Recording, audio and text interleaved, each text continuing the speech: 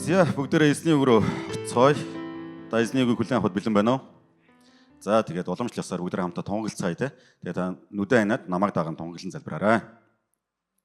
Их эзэн минь ээ. Яг одоо би таны чуулганд ирж байна. Таны амьд үг, таны үнэн үг надад илчлэгдэх болтугай. Тийхүү намайг өөрчлөх болтугай. Есүсийн нэрээр. Амен. Амен. За бүгд хамтаа эзний үг рүү орохоос өмнө би танаас нэг асуулт асуумаар байна. За нэг тоо бодуулъя. Хөнхөө. За та дотроо ингэ бодоорой. За дотроо бодоорой. Чанга хэлэх хэрэггүй. За таны сарын орлого хэд вэ? За жоохон хувийн нууц асууч. Та дотроо бодоорой. Таны сарын орлого хэд вэ? Сард та ингэ яг ингэ нэг тэдэн төгрөгийн орлоготой гэдэг хувь хүн нэг бүрийн нэг юм тооцоол байгаа шүү дээ, тий? За тэрийг бодцсон уу? За бодцсон бол одоо тэрийг нэг 12 сараар үржүүлчих. 12 сараар үржүүлчих. За тэгэхээр нэг бүтэн жилийн нэг юм орлого гарч ирж байгаа, тий? Бүтэн жилийн орлого гарч ирж байгаа. За тэнгуү тэр бүтэн жилийн орлогоо та ингээд тэр орлоготой чинь дүүцэх хэмжээний тийм үн бүхий нэг юм алган дээр тогтох хэмжээний алган тал багт хэмжээний нэг юм үнэртэй ус байна гэж тооцоолъё. Та тэр одоо үнэтэй, тий? Одоо тийм үнээр тийм хэмжээний тос та худалдаж аваад тэрийг та маш хормын дотор ингээд газар асгая. Бүр дуустална. Танд ямар санагдаж байна? Харамсалтай санагдаж байна уу? Жон сонин байна те. Жон галзууч юм шиг те. Бүтэн жилийнхээ ингээд өглөөний сахвал орой болтол ингээд хөдөлмөрлөөл тэгээ өхөөс басаа туслуулан байж олж авсан тэр үр шимээ үр ашигаа те. Ингээд нэг хэдхэн грамм за ер нь нэг хэдхэн грамм ингээд үнэртэй усыг худалдаж аваад тэрийг тэгээд нэг хормын дотор ингээд бүгдийг байхгүй болох хэмжээнд. За таны дотор нэг юм нэг боломжгүй юм шиг те. Эсвэл ингээд за нэг л одоо ноцтой юм бол эсвэл нэг одоо мэдхгүй юу ч юм мэдхгүй ямар ч хэвэн бол биш гэж бодогдчихж магадгүй. За тэгэхээр Библиэлд яг ийм үйлдэл хийсэн нэгэн түүх байгаа. Нэгэн хүний түүх байгаа. Нэгэн хүний түүх. Тэр хүний түүхээс бүгдээ хамтдаа эзний үгийг хүлээн авцгаая. За Лук номын 7 дугаар бүлэг. Лук 7 дугаар бүлэг 36-аас 50 дугаар ишлэл.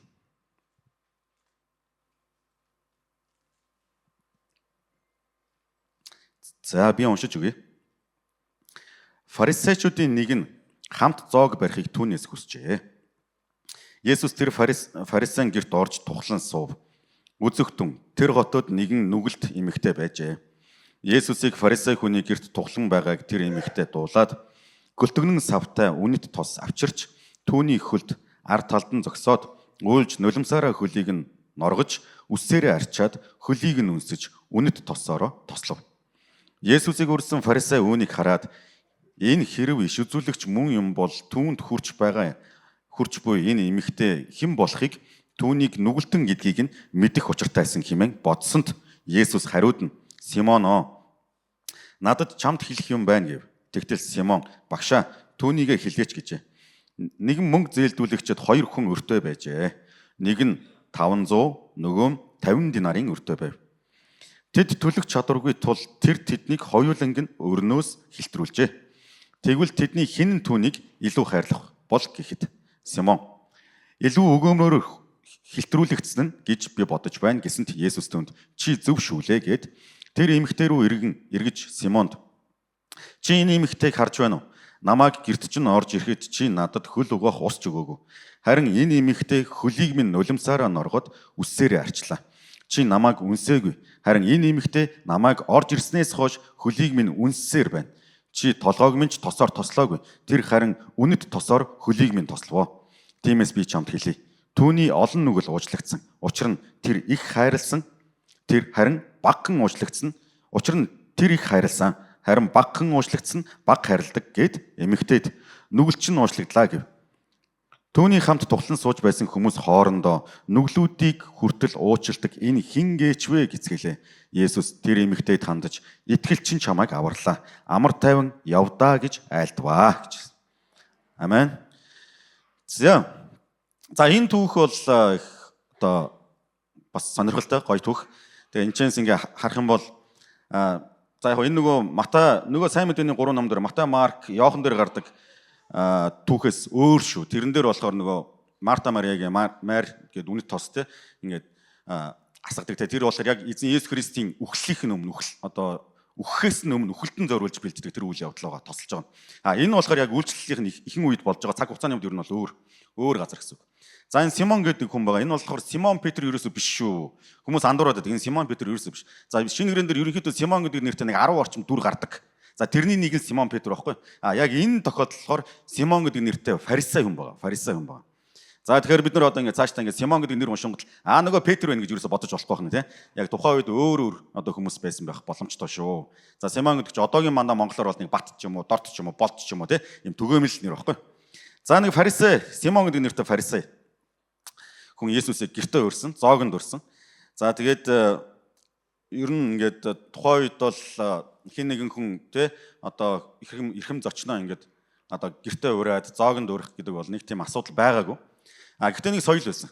Ямар соёл байсан бэ гэхээр тэд нар ингээд хоорондоо ингээд мэдчилдэг байсан. Мэдчлэхдээ яадаг байсан гэхээр ингээд хацраа зориулдаг эсвэл бие бинийгаа үнсдэг байсан. Үнсэж мэдчилдэг байсан. Илч Паул нэг багаазын чуулганууд бичсэн загтлуудтай гэдэгтэй ах дүүст маань ингээд ариун үнсэл дээр мэдчлээрээ гэдэг. Тэгж бичсэн байдаг те. Яг түүнтэй эн чинь юу гэхээр мэдчлэх байхгүй. Тэгээд орж ирж байгаа хүмүүсийн хөлийг ингээд зарцнаар нь угаах хэвээр. Ягаад гэвэл тэр чинь ингээд ойрох дооронд ингээд хуурай газар те илсэрхэг ингээд одоо шороо тоос ихтэй газар учраас ингээд бид нар чинь ингээд бидний шиг битүү утламсгүй шүү дээ халуун учраас юм сандалрах юм юмсан. Тэгээд хөлн шороо олчинд айлд орох юм бол тэр хүний хөлийг зочны хөлийг зарцнаар нь ингээд төмпөнтэй ус бариад ингээд угаах хэрэгтэй байхгүй. За ийм соёлтой байсан. За эзэн Есүс Христийг өрсөн фарисей Симон гэж хүн гэртээ өрчөөд ер нь энэ үйлчлүүдийг хийгээгүй болох нь бид нар харж байна. Хийгээгүй. Өнөөдөр бүгдээрээ энэ түүхээс их уучлагдсан, их хайрлна гэдэг сэдвээр эзнийг хүлээж авцгаая. Их уучлагдсан, их хайрлна гэж.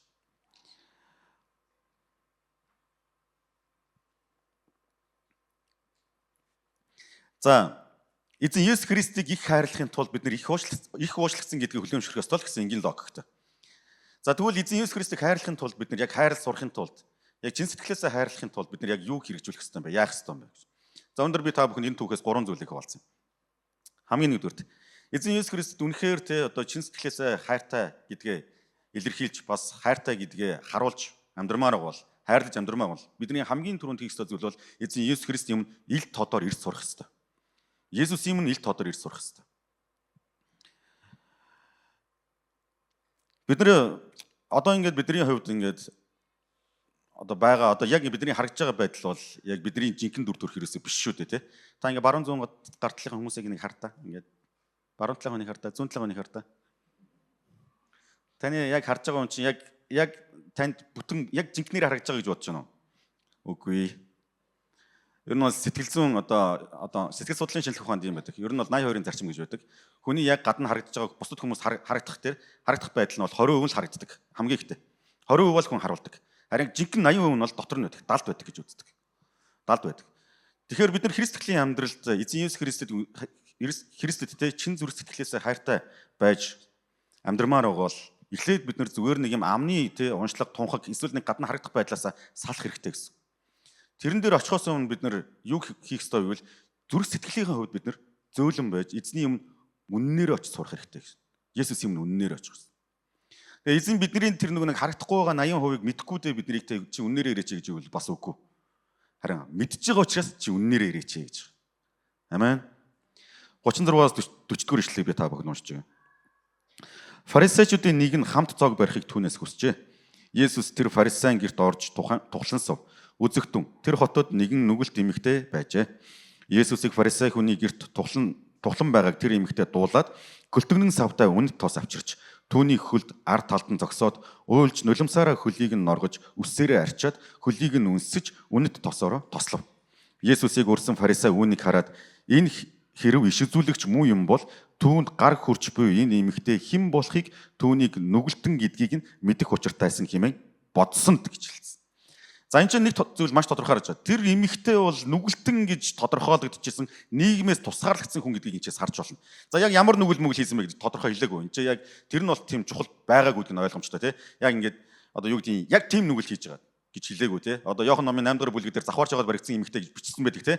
Тэрэн дээр бол яг завхаарч байгаа баригдсан гэдэг нь тодорхой бичсэн байдаг. Яг энэ тохиолдолд бол яг ямар нүгэл хийсэн бэ гэдгийг мэддэхгүй. Тэр нь бол чухал биш. Ямар ч хэлсэн энэ эмэгтэй бол нийгмээс тусгаарлагдсан. Ад үзэгдэж байгаа, үзэн ядагдчихж байгаа, доромжлогдож байгаа. Тэр эмэгтэй нийгмийн одоо харилцаанаас ангид байгаа тэр эмэгтэй гэж хэлж болж байна гэсэн. Тэгээ энэ эмэгтэй яасан бэ гэхээр Есүсийн талаар сонсонгуудаа фарисей тэр Симоныг гэрлүү шууд гүгээд очиж байгаа. За бүгдээрээ төсөөлье те. Одоо ингээд нийгмээс ингээд тусгаарлагдсан нэг хүн. Тэгээ хүн болгон тэр хүнийг харахтаа ингээд нүгэлтэн, бузар, адгийн амтан, арчаагүй амтан, хөгийн амтан, өөдгөө амтан, гудамжны амтан гэд ингээд цололдог байж. За тийм хүн байлаа гэж бодъё. Тэнгүүд нөгөө талд нь эсрэгээр нь те одоо хинч харсан энэ л мундаг ариун, энэ л мундаг гигэн, энэ л тэг хүний дээд шүү, энэ л нэрээс та мундаг сайхан амт шүү гэж боддог нэгэн байж. Тэгээд тэр хүн ингээ гэртээ нэг хүндтэй зочин өрсөн чинь нөгөө нэг хамгийн адган гэж бодож байсан хүн тэр хүний гэрлөө шууд гүгээд орцсон.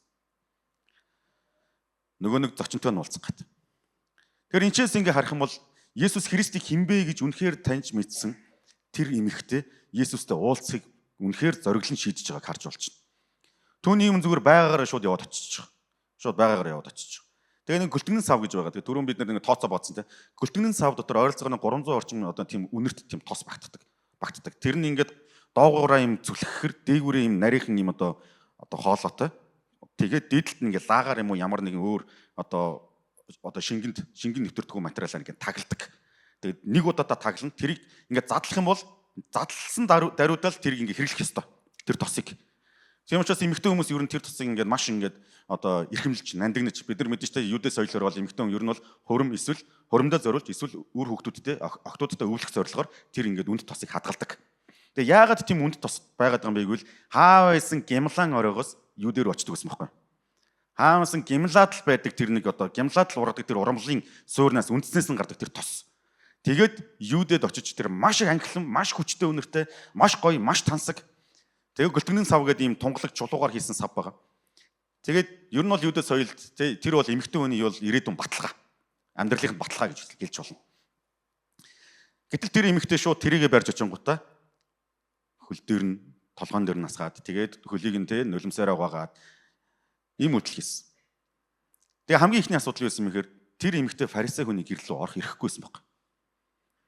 Хоёр өөр англи, хоёр өөр давхархын хүмүүс. Нэг нь бол шашны одоо хувьд одоо хамгийн одоо ариун гиген том байгаа байхгүй. Нөгөөх нь болохоор одоо бүр годамжны одоо юу гэдэг лээ. Босгоны цаана босгоны шороо бүр тийгэж үзэгддэг байсан хүн. Тэгээ хамгийн гиген хүнрийн шууд одоо гэрлөө орох ямарч боломж байхгүй. Тэгэхээр энэ эмэгтэй юу гэсэн бэ гэхээр тэр тэнцээ байгаа хүмүүс тэр хүнийг тэр эмэгтэйг нүгэлтэн одоо бозар гэж хэлэхэд тэр хүнд тийм ч ач холбогдолтой байгаагүй. Харин Есүсийн өмнө очих нь хамгийн чухал үйл явдал. Есүсийн өмнө очих. Харин эсрэгээр нөгөө Симон нөгөө гим нүглээ уушлуулах гээд эзний Есүстэйгээ яг чин сэтгэлээс учирж байгаа тэр эмэгтэйг харангуйтаа шүүж эхэлж байгаа.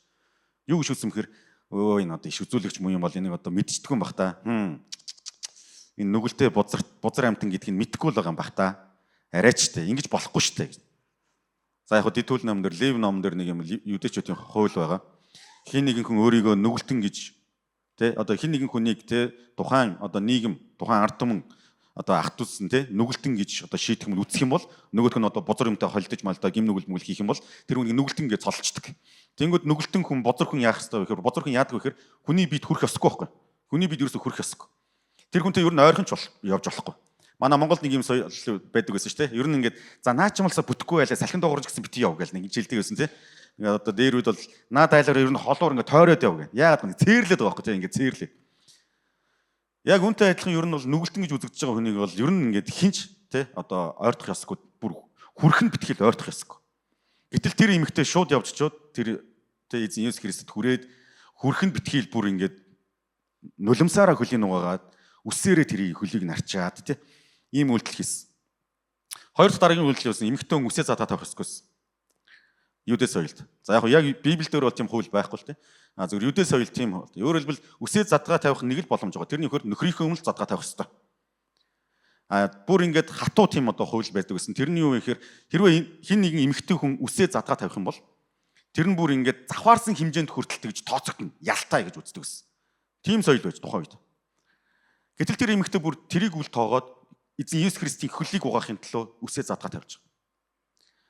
За энэ бүх зүйлийг ингэ яриад байгаа нь ямар ч утгатай юм бэ гэж. Өнөөдөр та бид эзэн Есүс Христийн өмнө ирэхдээ яг ямар байдлаар ирж байгаа вэ? Мэдээж одоо та Есүсийн өмнө ирж байгаа тэр дүр зургийг та өөрөө л мэднэ шүү дээ, тий? Одоо таны гэр бүлийнхэн чинь эсвэл таны пастор чинь мэдэхгүй шүү дээ. Зөвхөн та өөрөө л мэдчихэж байгаа. Та эзэн Есүс Христийн нэрээр ямар сэтгэлээр, ямар хандлагаар, ямар зүрх сэтгэлээр ирж байгаа вэ? Энэ яг Симон гэдэг те одоо фарисей шиг эзэн Есүс Христийг те зүгээр нэг зочин маягаар хүлээж авч байгаа юм. Тэгээ гэртээ урчаад бүр те Есүс Христийг бүр мэдчлэгчхүү те хөлийн чугаахгүй. Тийм хүүтэн хөндөй байдлаар хандж байгаа юм. Есүс таны амьдралд ирсэн зүгээр нэг зочин уу? Эсвэл үнэхээр таны амьдралд ирсэн аврагч юу? Есүс Христ таны хувьд хэн бэ? Есүс Христ зүгээр танд гой сургаал өгдөг, амьдралын зүгээр ингээд гой ойлголтуудыг өгдөг тэр нэг зүгээр сэтгэгч юу? Номлогч юу? Багш юу? Эсвэл үнэхээр эзэн Есүс Христ таны амьдралын тэ цорын ганц аврал хийгээ цорын ганц найдвар уу? Таны зүрх сэтгэл дотор эзэн Есүс Христийн эзэлж байгаа байр суурь ямар вэ? Та өөртөө хариулаарай. Эзний өмнө бид ичгүүрээ хаяад ил тодор ирж сурах хэрэгтэй. Хүн нэг бүрийн амьдрал гим нүгэл байгаа. Хүн нэг бүрийн амьдралд ичгүүр байгаа. Ичдэг зүйл байгаа, санаа зовдөг зүйл байгаа. Тэр бүх зүйлээ гээгээд хойш нь хаяад эзэн Есүс Христийн өмнө яг үннээр ирж сурцгаая бүгдээр. Амен. Эзэн Есүс Христэд итгэх итгэлийн амьдрал гэдэг бол энэ бол хэлбэрийн амьдрал ерөөсөө биш. Бусдад харагддаг амьдрал ч ерөөсөө биш. Бусдад өөрийгөө батлах гэж хичээдэг ч бас боломж ерөөсөө биш. Энэ бол эзэн Есүс Христийг бүр аврагч бурхантайгаа нүүр нүрээрээ уулзах тэр нэгүслийн амьдрал. Тэр би та бүхнийг яг энэ хэсэгтэр эзэн Есүс Христийн ичгүүрээ хаяад ил тодор ирэх хэсэгтэр уриалж байна. Фарисей Симон шиг эзэн Есүс Христийг гэртээ өрсөн ч гэсэн зүрх сэтгэлээ хатууруулсан, зүрх нь хатуу хийвэрээ. Зүрх сэтгэлээ нээдэггүй.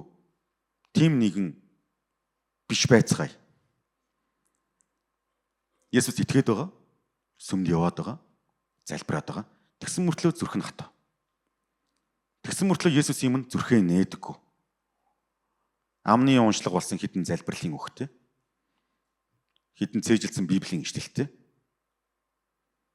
Хүмүүстэй уулзгаараа, итгэгч нартай уулзгаараа ярьдаа нэг хідэн сэтвтэй. Бусдын тухай муучилдаг, бусдыг шүүмжилдэг, шүүдэг, бусдыг харах харц нь хайрын харц биш, шүүлтийн харц болцсон.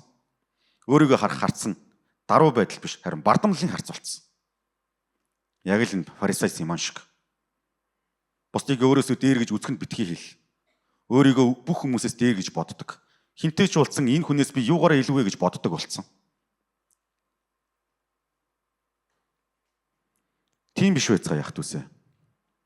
Харин энэ эмэгтэй шиг яг үнэнээрээ ирдэг, ил тодоор ирдэг. Хинээс ч яахгүй, хинээч доромжлоос зүйл имэж. Эзний өмнө яг л байгаагаараа ирж сурцгаая. Бид эзний өмнө зүрхээ нээхгүй байх тусмаа л бид нар бардам болдог. Эзний өмнө бид зүрхээ зөөлөхгүй байх тусмаа л бид нар бардам болдог. Бид нар бардам байгаагаа харж юугаар шалгаж болох вэ гэвэл бусад хүмүүстэй харилцаан дээр би өөрийнхөө тухайг ярьж гэнэ үү эсвэл бусдын тухайг сонирхож гэнэ үү гэдгээс харж болно. Хамгийн энгийн жишээ. Та өнөөдөр хэрэгжүүлээд үзээрэй. Та цуглаанаас гараад гэртээ очиод эсвэл тий өөр нэг хүнтэй эсвэл өөр ямар нэг одоо сүмийн хүнтэй ч юм уулзаад ярилцаад үзээрэй. Та өөрийнхөө тухай их ярих сонирхолтой байна уу? Эсвэл тухайн хүнийхээ ярьж байгаа зүйлийг сонсох их сонирхолтой байна уу гэж. Эзэн Есүс Христ бол бидний зочин ерөөсөө биш. Тэр бол бидний аврагч. Амен. Эзэн Есүс Христ таны аврагч гэдэгт та итгэж байгаа юу? Амен. Та итгэж байгаа юу? Амен. Тийм учраас бүгдээрээ эзний өмнө өөрийнхөө дүр төрхөөр ирээд өөрийн дүр төрхөөр эзнийхээ өмнө ирж чадж байгаа юм бол бусдыг шүүмжлэхэ болдог. Бусдыг шүүхэ болдог. Яагаад гэвэл өөрийнхөө жинхэнэ дүр төрхийг мэдж байгаа юм чи. Хүлээн зөвшөөрч байгаа юм чи. Ямар бохор, ямар гим нүгэлтэй, ямар арчаагүй, ямар сул дорой хинч биш вэ? Ямар нууц амьдралтай вэ? Ямар хоёр нүртэй вэ гэдгийг мэдж байгаа учраас бусдыг шүүх хэрэггүй гэдгийг ойлгочдөг. Харин бид нар өөрийнхөө дүр төрхөөр эзний өмнө ирэхгүй байгаа учраас бусдыг шүүж амьдраад идэг. Яг л фарисей Симон шиг. Тэр нүгэлт эмэгтэйг хараад энэ Есүс одоо иш үзүүлэгч муу юм бол энийг мэдтгүүл юм бах та. Нүгэлтэн амтан гэдгийг мэдхгүй л байгаа юм бах та. Мэдсэн бол ингэхгүй л байх байсан да. Өөрт нь хүрхийг зөвшөөрөхгүй л байх байсан да.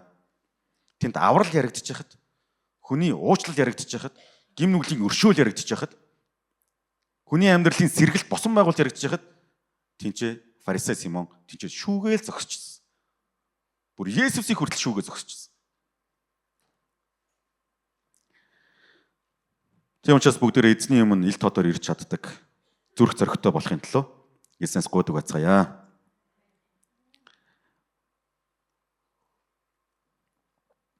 Эзэн Есүс Христээр нүглээ уушлуулах гэдэг нь ер нь бол ямар ч эд хөрөнгнөөс илүү үнд цэнтэй шүү дээ. Мөнхийн ач холбогдолтой байхгүй. Эд хөрөнгө бол мөнх бусын ач холбогдолтой. Зөвхөн энэ цаг үеийн л ач холбогдолтой. Харин уучлал гэдэг бол аврал гэдэг бол мөнхийн ач холбогдолтой. Бид нар энэ хорвоодлол гэдэг юу ч үгүй байсан ч гэсэн бидний аврал баталгаатай гэсэн үг. Тийм учраас энэ эмэгтэй үнд цэнээ сольсон, үнд цэний ирэмбээ сольсон. Эмэгтэй хүнийхээ хувьд хамгийн үнд цэнтэй байсан тэр эрхэм найдан үнэрт тосоо өөрийнх нь хувьд бүр ингээд магадгүй насаараа ч цуглуулсан байж магадгүй. Яг гэвэл тэр хүн чинь нүгэлтэн гэж тооцогдож байгаа, нийгмээс тусгаарлагдсан, ад үзэгдэж байгаа эмэгтэй байхгүй. Тэр эмэгтэй бол ажил төрөл хийгээд хөдөлмөр эрхлээд мөнгө олно гэдэг бол үнэхээр хэцүү бэрхшээлтэй. Тэр хүн ямар байдлаар ямар их хөлс хөдөлмөр гаргаж тэр үнэрт тосыг цуглуулсан бол. Гэтэл тэр үнэрт тосыг эзэн Есүс Христос учирсныхаа төлөө уучлалыг хүлээн авсныхаа төлөө тэр юм чинээ тооцгоо билсэн. Үнцний дараал нь өөрчлөгдсөн гэсэн. Ирэмбэн нь өөрчлөгдсөн. Амьдралын баталгаа болсон тэр үнэрт тосонд найдахаа болсон. Харин Есүс найдахаар шийдсэн. Тэр тос байхгүй болчвол тэр эмэгтэй ирээдүйн амьдрал ер нь баталгаагүй болно. Гэсэн ч гэсэн Есүстэй учирсан учраас түүний амьдрал түүнээс ч илүү баталгаатай гэдгийг ойлгосон байна. Амен. Тийм учраас бидний гим нүглийн уучлал бол бидэнд байгаа ямар ч эд хөрөнгө, бидэнд байгаа ямар ч нэр алдар, бидэнд байгаа ямар ч авьяас чадвар, боловсрал энэ бүх зүйлээс хамаагүй илүү үн цэнтэй юм шүү. За 2 дугаарт нь 41-ээс 42 дугаар ишлэгийг харцгаая. Эзэн Есүс Христийг хайрлаж сурна гэдэг нь бид нар эхлээд түүний өмнө яг үнэн дөр төрөөр ирж сурхаас эхэлнэ гэж хэлсэн. Дараа нь 41-42 дугаар ишлээс харах юм бол ямар их нэгүсэл дотор байгаагаа ухаарснаар бид нар Есүс Христийг хайрлахаар шийддэг. За 41-42 дугаар ишлэг уншъя. За 40-оос уншиж. Есүс хариуд нь Симоно надад чамд хэлэх юм байна гэвэ. Тэгтэл Симон багшаа түүнийгээ хэлээч гэжээ. Нэгэн мөнгө зээлдүүлэгчэд 2 хүн өртөө байжээ. Нэг нь 500, нөгөө нь 50 динарын өртөө байв. Тэд төлөгч чадваргүй тул тэр тэднийг хоёулангийн өрнөөс хэлтрүүлжээ. Тэгвэл тэдний хэн нь түүнийг илүү хайрлах бол гэхэд нь Симон Петр илүү өгөөмрөөр хэлтрүүлэгдсэн гэж би бодож байна гэсэнд Есүс түүнд чи зөв шүүлээ гэж хэлсэн байна. За энэ чи эзэн Есүс Христ яг дундуур нь үйл явдлын дундуур нэг юм маш богинохон сургаалт зөвлөл хэлсэн. За нэг нь мөнгө зээлдүүлэгч байжээ. Тэрэнд 2 хүн өртөө байжээ. Нэг нь 500 динарын, нөгөөд нь 50 динарын. За өөрөөр хэлбэл нэг хоорондоо 10 дахин одоо ер нь бол ингээд зөрүүтэй. Тэнгүү 50 динарын өртөөнд 50 динараа өгч чадахгүй, 500 динарын өртөөнд 500 динараа өгч чадахгүй. Хоёулаа өөрөө төлж чадахгүйсэн. Олон хүмүүс ингэж боддог. 50 динарын өртөө нь арай гайгүй гэж боддог. 500 динарын өртөө нь арай жоохон хэцүү штэй гэж боддог. Гэтэл яг үнэндээ хоёуланг нь авч үзэх юм бол хоёулаа өөрөө төлж чадахгүйсэн. Хэдэн динарын өртөө вэ гэдгээс үл шалтгаалаад хоёулаа өөрөө төлж чадахгүйсэн. Харин тэр мөнгө зээлдүүлэгч хоёуланг нь өршөөсөн мөн. Хоёуланг нь хэлтрүүлсэн. Фарисей Симон магадгүй өөрийгөө би бол энэ нүгэлт эмэгтэй хайчууд бурхны өмнө арай гайгүй гэж бодож исэн. Магадгүй ч яг ер нь бол тэгж бодож исэн найдвартай байхаа. Яагаад тэр хүн ч одоо ингээд Есүсийг ингээд нөгөө багшаа гэдээ дуудаад байгаа мөртлөө нөгөө багш гэж үнэнхээр хөндлөд байгаа бол ядаж ингээд мэдчихлэхгүй байгаа байхгүй юу? Гэртээ ороод ирт ингээд мэдчихлэхгүй гэртээ ороод ирт нь хөлийн угаахгүй байгаа байхгүй. Тэгэхээр тэр хүний хувьд бол өөрийгөө хинбэ гэж бодож исэн энэ үйлдэлээс нь харагдана. Өөрийгөө ер нь л нэг юм ариун хуулийг сахин биелүүлдэг, хууль мэддэг. Тэгээ фарисеучуудыг бид нэр мэднэ. Фарисеучуудын хувц сонор бол сүртэй. Гудамжаар явхаараа тэрүүгээр нэг сүр дүлэн болж явдаг. Тэгээд сүмд орохороо залбирхтаа яадаг үлээ. Чанга залбирдаг. Өргөл өргөхдөө яадаг үлээ. Чангаар өргөлөөр өгдөг. Бүх хүмүүст мэдгэтгэхээр өргөлөөр өгдөг. Ямар их зоос өргөж байгаа вэ гэдгийг тэрүүгээр нэг шажигнуулж өргөдөг. Тинчээ ингээд мацаг барьж байгаа тухайгаа залбирхтаа чангаар ингээд 2 гараа өргөж жагаад бурхан минь ээ гэж залбирдаг. Фарисеун бол тийм сүртэй. Тэгээ тэрийг нь харсан игэл жирийн ардууд ямар үнэхээр л ариун хүн бол ийм л байдаг байх гэж боддог байсан. Үнэхээр л бурхан тайртай хүн бол ийм л байдаг баг. Үнэхээр л гигэн те гимгүү хүн бол ийм л байдаг баг гэж бодож ирсэн. Тэгээ тэр фарисеу өөрийгөө за би бол нэг 50 динар, за 50 баг биш баг өргөө баха гэж бодож ирсэн байж магадгүй. Тэгээд яг өөрийг нь ойлгуулахын тулд эзэн Есүс Христийн сургаалыг 500 динарын өртөө, 50 динарын өртөө хоёр хүн байсан. Хоёулынг нь мөнгө зээлдүүлэгч өршөөс хэлтрүүлсэн. Аль нь илүү их хайрлах бол гэж эргүүлээд. Тэгээ өөрийнх нь амаар хэлүүлж байгаа те. Их уучлагдсан, их өршөөгдсөн нь илүү их хайрлах байхаа гэж би бодож байна гэж. За үүнээс ингээ харах юм бол биднэрт үзүүлж байгаа эзний нэгүсэл үнэхээр ямар их агуу вэ гэдгийг бид нар ухаарах хэрэгтэй. Та бид өнөөдрийн хүртэл энэ хорвоо дэлхийн тоосыг хөдөлгөөд амьдралын олон боломжуудыг хүртээд хайртай дотныхын хүмүүстэйгээ хамт байх энэ он жилүүдийг туулж явж байгаа гэдэг нь бол эзний нэгүсэл байна. Хэрвээ биднийг эзэн Есүс Христ биднийг дуудаагүй бол сонгоогүй байсан бол биднэртэй уулзрахаар шийдээгүй байсан бол өнөөдөр бид нар хаана юу хийгээ явж байгаа байсан бол хаана юу хийгээд бүтлгүүтээд бүдрээд 2 байтугай 20 нүртэ 200 нүртэ амьдарч байх байсан бол шудраг бус байдлыг энгийн үзэгдэл болгож шудраг байх тухай ерөөсө бодохчгүй мэдрэмжчгүй амьдарч явах боломжтой байсан. Гим нүглийн тухай ойлголтгүй, гим нүглийн тухай мэдрэмжч байхгүй. Юуг буруу, юуг зөв бэ гэдгийг ч ялгаж салах ухаангүй болох байсан. Эзэн Есүс Христ биднийг дуудаж бидэнтэй учирсан учраас өнөөдөр бидэнд учиргүй төгс гимтгүй болохгүй ч гэсэн өнөөдөр бид өдөр тутамдаа эзэнд найдаж амьдрахыг хичээж амьдарч байгаа. Бидний амьдрал тохиолдож байгаа маш олон зүйлд эзэн биднийг хамгаалж байгаа. Өнөөдөр биднийг маш олон зүйлсээс хамгаалж олон аюул осол гэмтэл бэртэл өвчин зовлонгоос биднийг гэтлгэж байгаа. Эзэн биднийг санхүүгийн болон эд материалын хувьд өрөөж байгаа. Амьдралын боломжуудын хувьд, цаг удирлуудын хувьд биднийг агсан түвшинд гаргасаар л байгаа. Энэ бүхэн эзний нэгүсэл. Та эзэн Есүс Христэд итгэхээс өмнөх он жилүүдэд бодоод үзээрэй. Хэрвээ та Есүс итгэхгүй байсан бол та хаана байх байсан бол гэж өөрөөртөө хариулаарай. Эзэн Есүс Христ таныг дуудаагүй байсан бол та юу хийж байх байсан бол? Өнөөдрийнх шиг байх байсан болов уу гэж.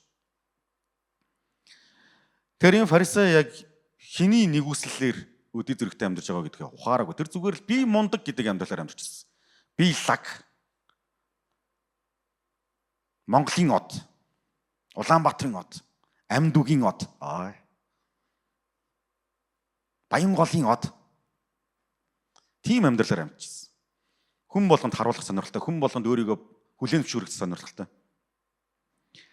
Гэтэл эзэн Есүс Христийн жишээ юу хэлсэн мэхээр таны харагдаж байгаа байдал падлич байхгүй гэж хэлсэн.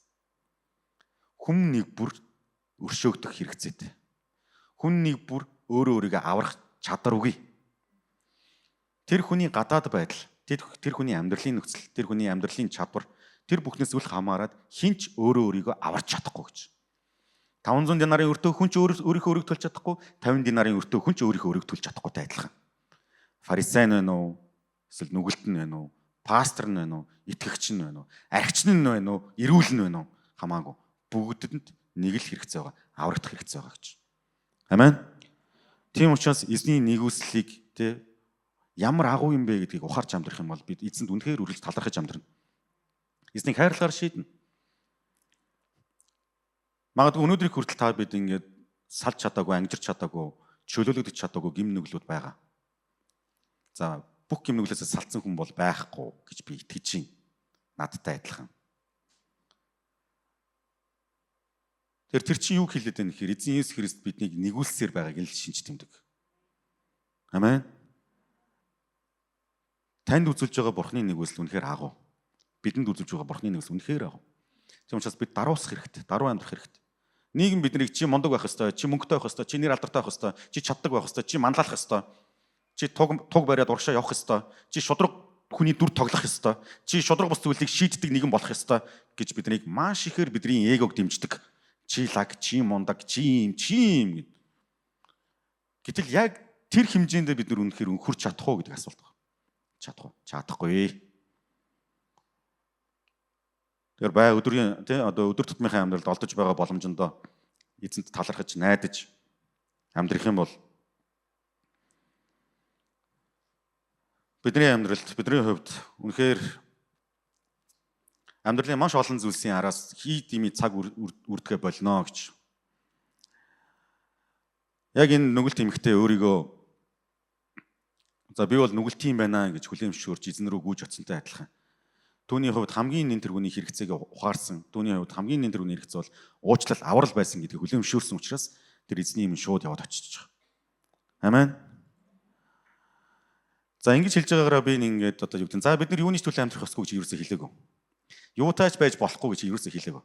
За одоо байгаа тэр байр сам маа бүгдийн зараа сайхан те бурхандаа зориулчихгүй юу гэж юусоо хэлээгүй. За тэгж яриул энэ чинь гажин болно шүү дээ. Энэ юусоо тэр тухай юусоо яриагүй. Харин үнцний ойлголтын тухай ярьж байгаа. Үнцний тухай. Та бидний амьдралын баталгаа эд материал биш харин эзэн Иесус Христ байх ёстой шүү гэж. Амен.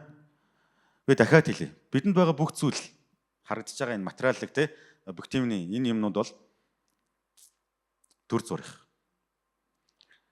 Тэр төр зүрийн зүйлийн араас явж байгаад мөнхийн зүйлээ алдчихгүй дээ бид нар.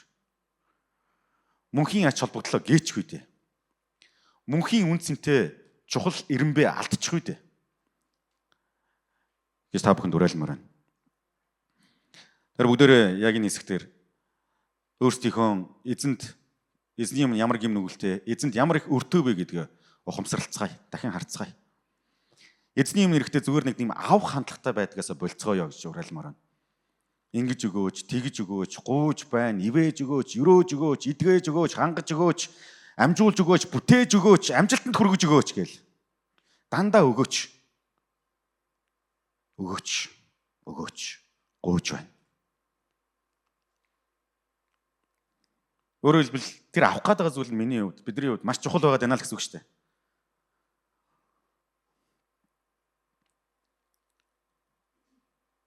Харин эсвэргээрээ бид нар эзний өмнө би ямар их өрийг уучлуулсан бэ? Ямар их өршөөлөөр эзний өмнө ирж чадж байгаа вэ гэдгээ бодож явах хэрэгтэй. Ухаарж байх хэрэгтэй гэж хэлж байна.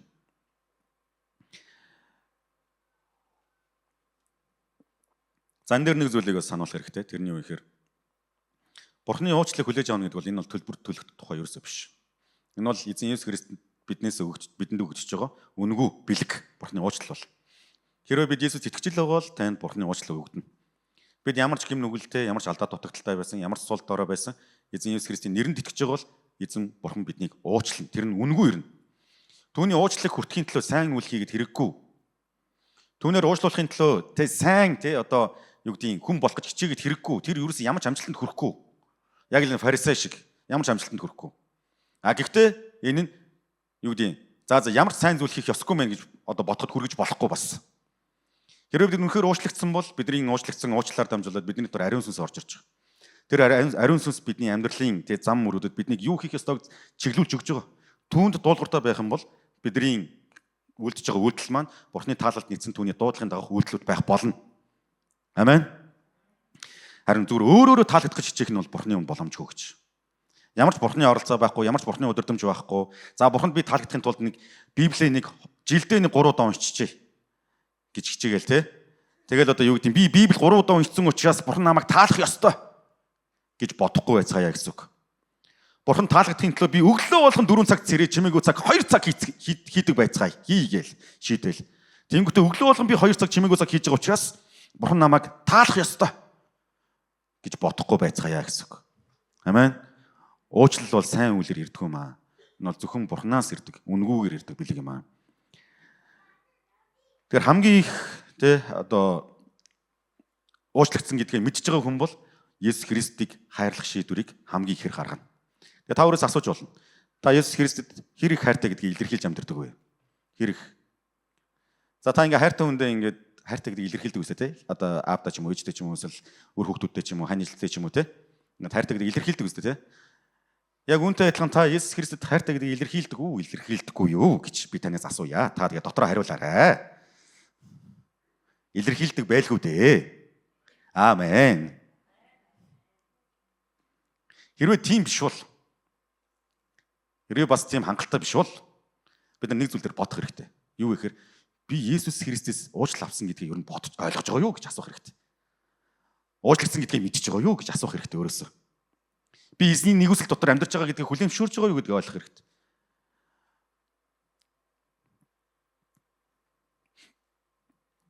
За, үргэлжлүүлээд бүгдээ хамгийн сүүлд нь 43-аас 50 дугаар эшлэл. За 44-өөс уншъя. Тэр эмэгтэй тэр эмэгтэй рүү эргэж Симонд чи энэ эмэгтэйг харж байна уу? Намайг гэрт чинь харж байна уу? Намайг гэрт чинь орж ирэхэд чи надад хөл угаах ус ч өгөөгүй. Харин энэ эмэгтэй хөлийг минь нулимсаараа норгоод үсээрээ арчлаа.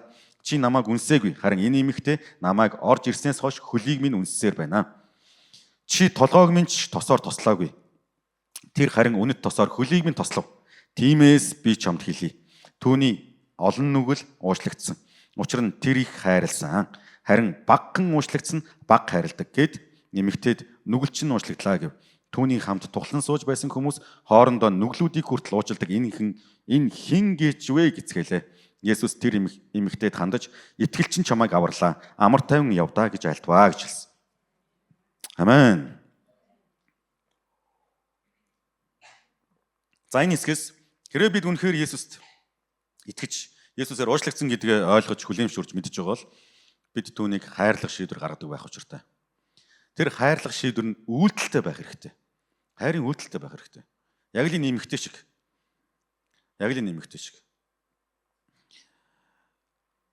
Тэр нүгэлчин уучлагдсан, итгэлчин чамайг аварлаа гэж хэлж байгаа энэ үг бол тухайн эмэгтэй гэхдээ маш олон зүйлийг даваад орж ирж байгаа гэдгийг харуулж байгаа. Амьдралын маш олон нөхцөл байдлыг даваад Есүсийн өмнө итгэлээр ирж байгаа гэдгийг харуулж байна. Тэр итгэл бол бидний ичхүүрийг давдаг, бас бидний бардам занг давдаг. Жинхэнэ итгэл бол. Хэрвээ бид нар жинхнээсээ эзэн Есүс Христ итгэж байгаа бол бид нарт бардам зангаа давж чаддаг байх ёстой. Тэр би та бүхнийг уриалж байна. Эзэн Есүс Христийн хайр нэгүсэл. Яг олон хүмүүс тэгж ярьдаг. Харагдахгүй байгаа Бурхныг яаж хайрлах юм? Баригдахгүй байгаа Бурхныг яаж хайрлах юм? Мэддэхгүй байгаа. Зүгээр л Библиэлд байдаг Бурхныг яаж хайрлах юм гэж боддог. Хэрвээ та Есүс итгэж бол таны дотор ариун сүнс байгаа. Та Есүс Христийг яаж хайрлахыг ариун сүнс тань зааж өгнө. Амен. Энд байгаа хүмүүс ингэ номлож байгаа хүмүүс эсвэл сургуулийн багш нар за Есүсийг нэгдүгээр ингэж хайрлахыг зааж өгч чадахгүй шүү дээ. Хүн болгоны нөхцөл байдал өөр.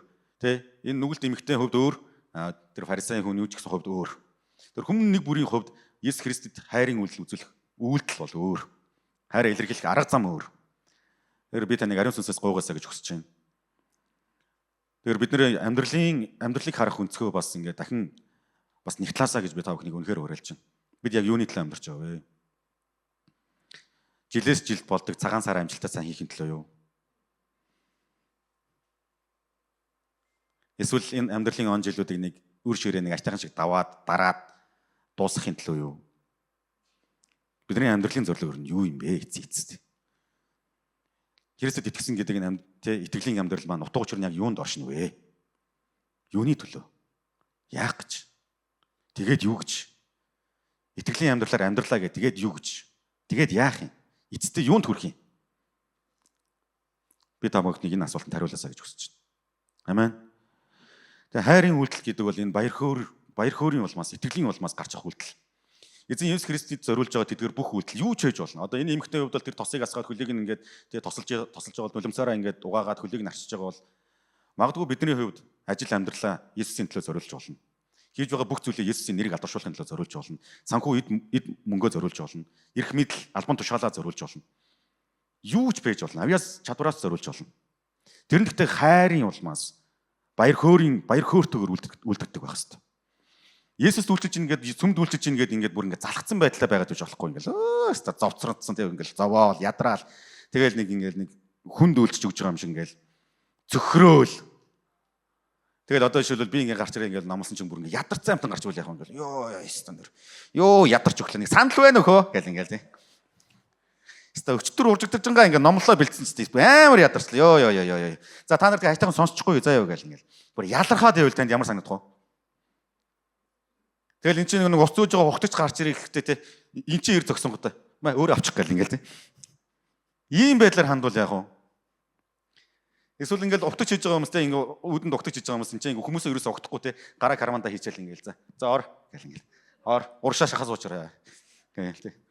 Тэгэл өргөлийн цаг болсон ч те ухтагч мөхтөр ерөөсөө байхгүй те эн чинь за өргөлөөгөө иш гэл ингээл. Ийм ингээ залхацсан, зовцорцсон, ялархсан те. Тэгэл ингээ ингэж ханддаг байвал энэ ч одоо яг чин сэтгэл биш байгаа байхгүй. Тэ. Тэгээ бид нар ингээ хайртай хүнийхээ төлөө за ингээ жишээлбэл ингээ одоо манай хоёр хүүхэд ингээ өвдсөн байлаа гэж бодъё.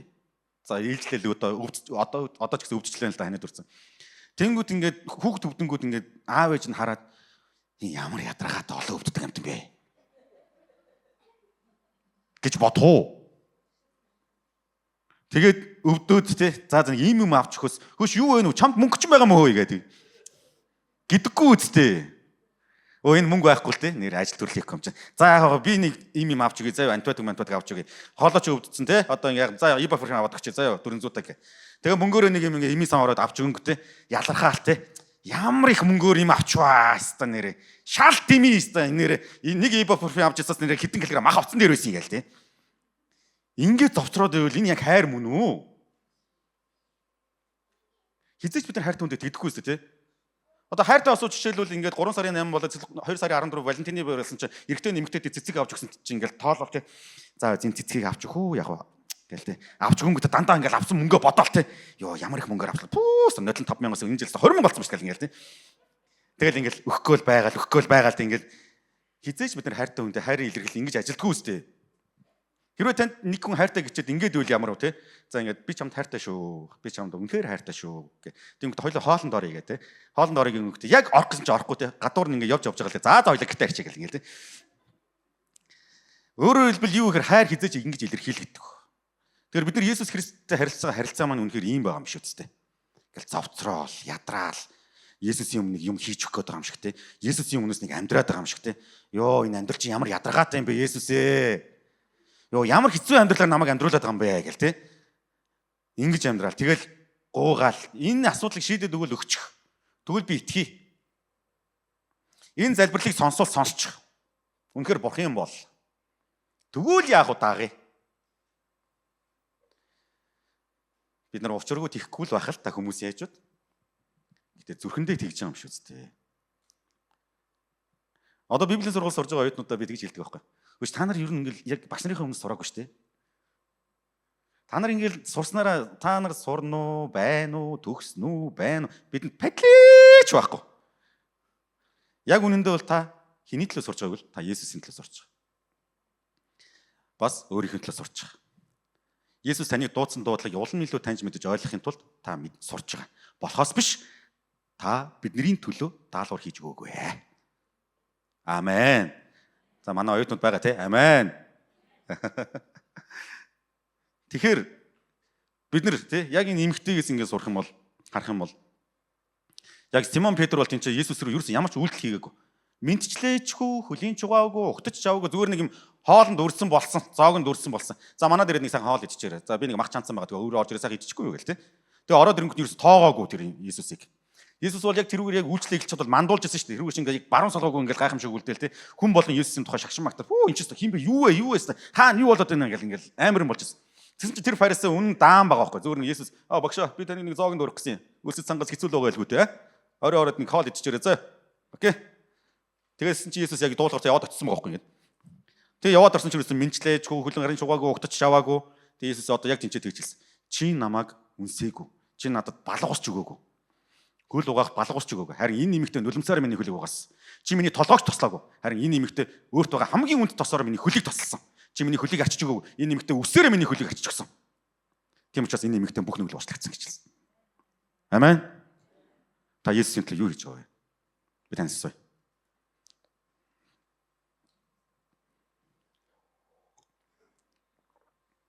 Чуулганд үйлчилж байгаа хүмүүс удаан үйлчлэл гэхээр нэг юм байдалд ордог. Ямар байдалд ордог вэ гэхээр нэг хүний өмнөөс юм хийж өгöd юм шиг ялархаал чадахгүй байна. Амжихгүй байна. Завгүй байна. Эсэмлэх дээр ичгэр чадахгүй. Завгүй байна. Өртөө байна. Ажиллах хэрэгтэй байна. Намайг ойлгохгүй байна. Би дахиад л хэлмээр байгаа тийм хүмүүст. Чуулганд үйлчлэх нь ерөөсөө бидэнд үйлчилнэ үү, байна уу те? Падлээч байхгүй. Зөв шудраг хэлье. Яагаад гэж? Яагаад гэвэл хувь хүн хин нэг хүн чуулганд үйлчлэн гэдэг бол бусдын төлөө ингээд сайн үйлс ингээд өөрийнхөө амьдралыг зориулна гэдэг бол тэр хүнийг дуудсан бурхны дуудлагатай холбоотой байхгүй. Бурхны дуудлагатай холбоотой. Тэр хүн бурхны өмнө би заа гэж хэлээд үйлчилж байгаа болохоос биш.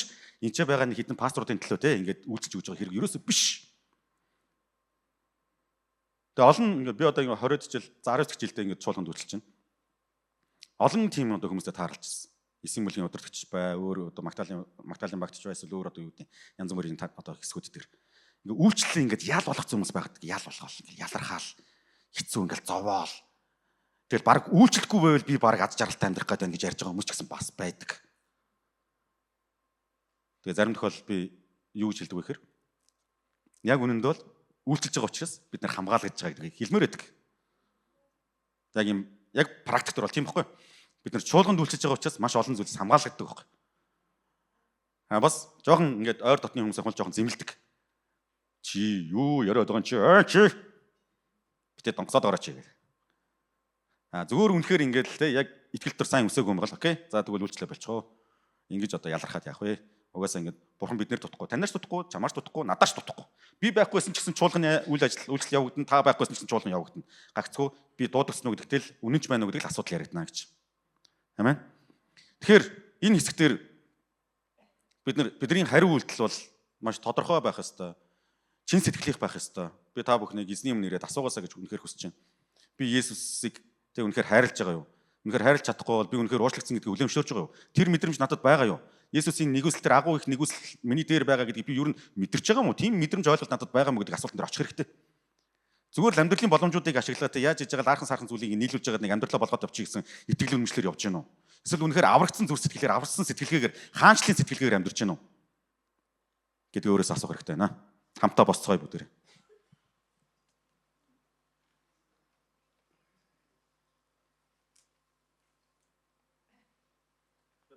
Та бүхэн 3 зүйлд уриаллаа.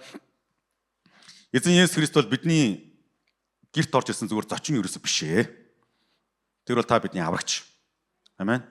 Бүгдээр эзэн лүгээ хандаж харилцахдаа аврагч гэсэн сэтгэлээр ханддаг байцгаая, итгэлээр ханддаг байцгаая, харилцдаг байцгаая. Зүгээр нэг юм авах гэж, гуух гэж, ажлаа бүтээх гэж бэрчиг хандахгүй байцгаая. Хоёрдугаарт нь ямар их нэгүслэлээр бид нар өнөөдрийг хүртэл амьдарч байгаа вэ гэдэг, ямар их нэгүсэл дотор амьдарч байгаа вэ гэдгийг ухаарцгаая. Амен. Өнөөдрийн бидний хүртэж байгаа бүх зүйл эзний нэгүсэл шүү. Зөвхөн өөрийнхөө хүч бололцоо чадвараараа хүлээж авсан гэж бодож байгаа бол бид нар бардам байна гэсэн үг. Яг энэ фарисей Симон шиг бардам байна гэсэн үг. Есүсийг хүртэл шүүх хэмжээний бардам байна гэсэн үг. Бусдыг хараад хайрлах нь битгийл, бусдыг хараад шууд шүүдэг хэмжээнд болсон байна гэсэн үг. Өө энэ нэг амтны номлонч гэж байгаа вэ? Өө энэ нэг амтны символын өдөртөгч гэж байгаа вэ? Өө энэ нэг амтны сүмд явж гэж байгаа вэ? Өө энэ нэг амтны дуулалт гэж байгаа вэ? Дандаа шүүдэг болсон байна гэсэн үг. Гуравдугаарт нь бүгдээрээ хайрын үйлдэлтэй амьдарцгаая. Хэрвээ би Есүст үнэхээр хайртай гэж хэлж байгаа бол хайрлахаар шийдэж байгаа бол үйлдэлтэй амьдарцгаая. Тэр үйлдэлийг ариун сүнсээс асууцгаая. Ариун сүнсээ би эзэн Есүс Христийг хайрлах тэр хайраар амьдрамаар та надад сануулж өгч. Би яг юуг зориулж түүнийг хайрлаж амьдрах вэ гэж. Амен. Хамтаа нүдэн эзний өмнө нэрцгээе. Тэгээ яг одоо та эзний өмнө нэрэхтэй өөрийнхөө төлөө залбираарай. Эзэн би ихээр уучлагдсан гэдгийг хүлээмжшөөрч тэр хэрээрээ би таныг хайрлаж амьдрахыг хүсэж байна гэд.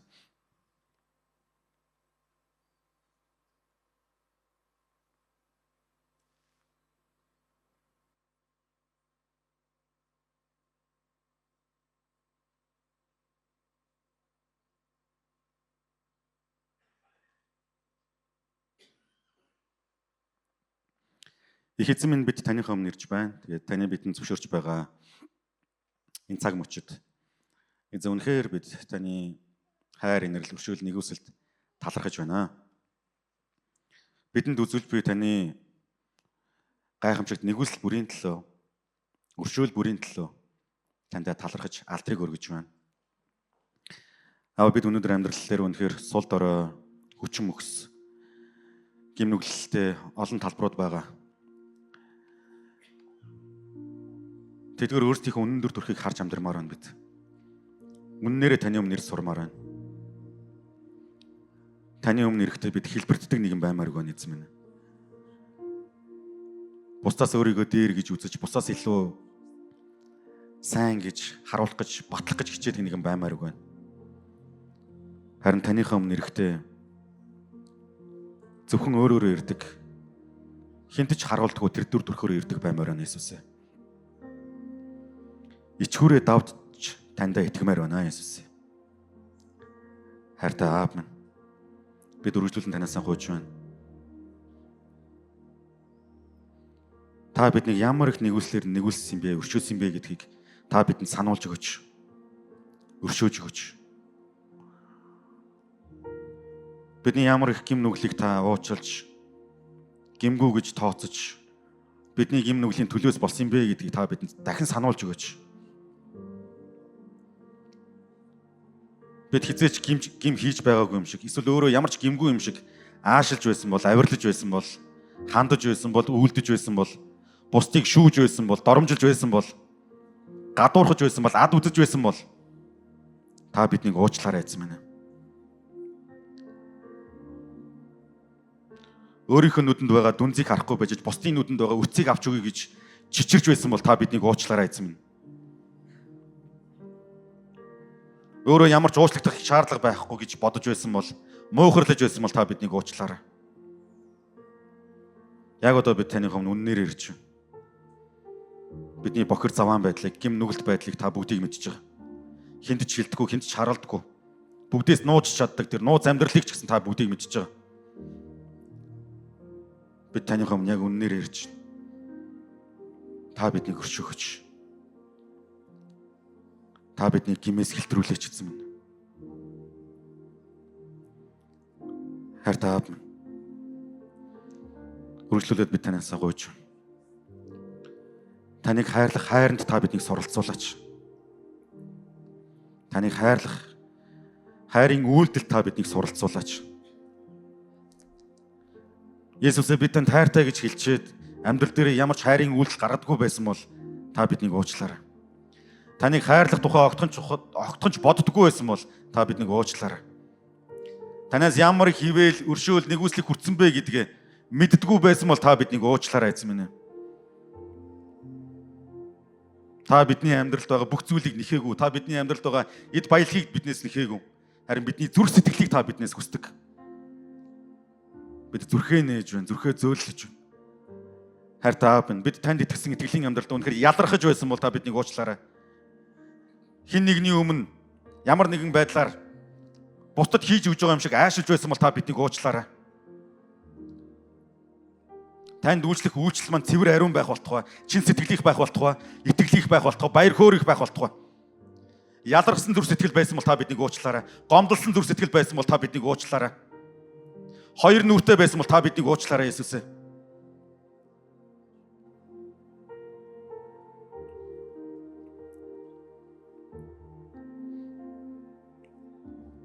Аава танд баярлалаа. Энэ цагийн төлөө танд баярлалаа Есүсээ. Бүгд хамтдаа эзнийг хүндэлцгээе.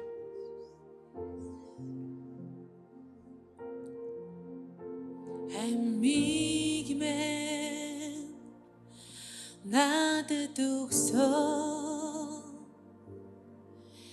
амьдралыг мен та төлбөлсөн агуу сүрж авлантай Есүс алдрыг тань би биширээ зөвхөн танийга магтамдуулъя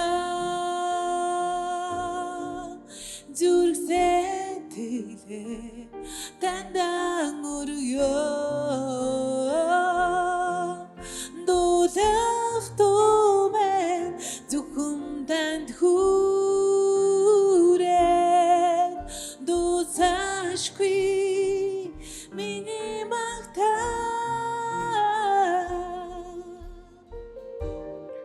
Их эзэн минь, өнөөдрийнхөө үгийн төлөө танд баярлалаа. Таны үнэн үг бидний зүрх сэтгэлд илчлэгдэж үр болон суулгах болтугай. Таны үгийн үр жимс бидний амьдрал дээр ургаж тэрхүү үр жимсээр таныг гэрчилж амьдрах болтугай. Эзэн, энэ газар ирсэн таны хайртай хүүхдүүдийн төлөө би өрөөн залбирч байна. Та өөрийн хайртай хүүхдүүдийг өрөөх болтугай. Та өөрийн нэгүслийг өөрийн хүүхдүүдийн дээр байлгаж, өөрийн хамгаалалт дотор, өөрийн мотор дотор та өдөртөн чиглүүлэх болтугай. Амьдралд нь тохиолдож буй амьдралын асуудал бэрхшээл нэг бүрийг даван гарах хүч чадал нь зөвхөн та байх болтугай.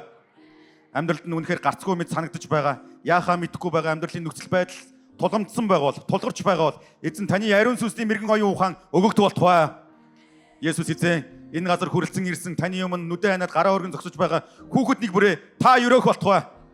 Орсон ч өрөөх болтугай, гарсан ч өрөөх болтугай, хотод ч өрөөх болтугай, хөдөө ч өрөөх болтугай. Уулзсан хүн нэг бүртээ та өрөөлийг дагуулах болтугай Есүс ээ. Учир нь нэг бүрийг нь өрөөх болтугай, амьдралынх нь үйлдэл явдал нэг бүрийг та өрөөх болтугай. Баярлалаа Есүс ээ. Эх 7 хоногийнхын ажил үйлсийг та өрөөгөөрэй. Эх 7 хоногийн турш таны ариун сүнсээр удирдуулсан гэрчлэл дүүрэн амьдралын өдөр хоногуд байх болтугай. Их эзэн Есүсийн нэрээр өрөөн залбирч байна. Амен. Амен. Эзэн даалдрын чангалагчд хүргэцгээе. Бүгдээ хамтаа дуусгаас өмнө их эзний заасан залбирлаар хамтаа тунхаглацгаая. Тэгээ та яг одоо байгаа газараа гараа өргөөд дэлгэцэн дээр эзний заасан залбирал гарна. Хамтаа тунхаглацгаая.